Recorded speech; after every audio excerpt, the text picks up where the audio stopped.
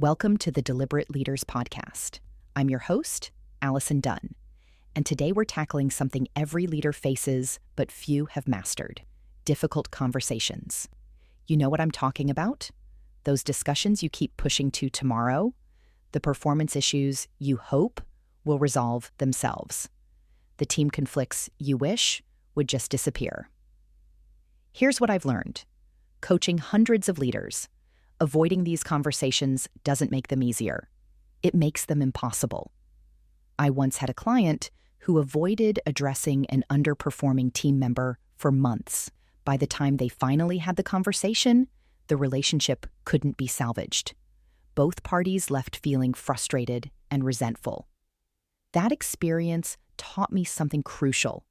Our willingness to have difficult conversations often determines whether problems become disasters or opportunities for growth.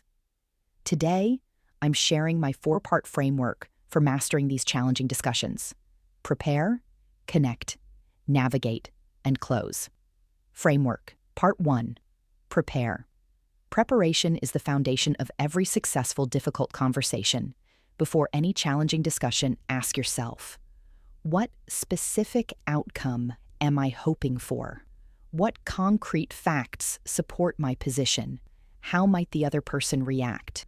What's the appropriate time and place?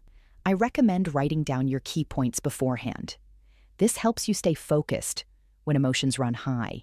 But remember, this isn't about creating a script. It's about clarifying your thoughts. Framework. Part 2. Connect. How you open sets the tone for everything that follows. Begin by establishing psychological safety, making it clear this is a conversation between allies, not adversaries. Start with genuine appreciation. I value your contributions to our team, which is why I want to have this conversation. Then, state your positive intention. My goal is for us to find a way forward that addresses this challenge and supports your success here. This creates a foundation of respect that can withstand the tension that might follow. Framework. Part 3. Navigate. This is where most difficult conversations either succeed or fail. Present your perspective using I statements rather than accusatory you statements. Say, I noticed the project deadline was missed, rather than you missed the deadline. After sharing your perspective, pause and genuinely listen. Ask open-ended questions like, I'd like to understand your perspective. Then listen without interrupting. One of the most powerful phrases is simply, tell me more about that. This often reveals important information you wouldn't otherwise discover. Remember, the goal isn't to win, it's to understand each other and find a path forward together. Framework. Part 4. Close. Finish by summarizing what you've heard, confirming any agreements or next steps, and expressing confidence in moving forward. For example, so we've agreed that you'll provide weekly updates and I'll check in more frequently. I'm confident we can make this work together. This clarity ensures you both leave with the same understanding and reinforces the relationship.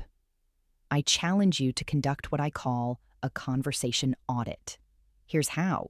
Take 15 minutes this week to identify all the conversations you've been postponing.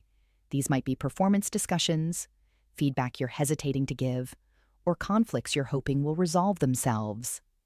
Next to each conversation, write down what's stopping you. Is it fear of conflict? Uncertainty about how to start? Concern about the relationship? Then, choose just one conversation from your list and schedule it within the next 7 days. Use the framework we discussed today. After you've had the conversation, reflect. What went well? What could you improve? How did the outcome compare to your expectations? If you complete this conversation audit challenge, email me with conversation audit in the subject line. I'd love to hear your experience. Remember, how you handle difficult conversations often defines your leadership more than the easy times ever will. Your team is watching how you navigate challenges, and they'll take their cues from you. Mastering these conversations isn't about eliminating discomfort. It's about moving through that discomfort toward greater understanding, stronger relationships, and better outcomes. If you found this episode helpful, don't forget to subscribe to the podcast and leave a review wherever you listen. Your feedback helps more deliberate leaders find this valuable content. Until next time, I'm Allison Dunn, reminding you that the conversations you've been avoiding are often the very ones that will unlock your next level of leadership.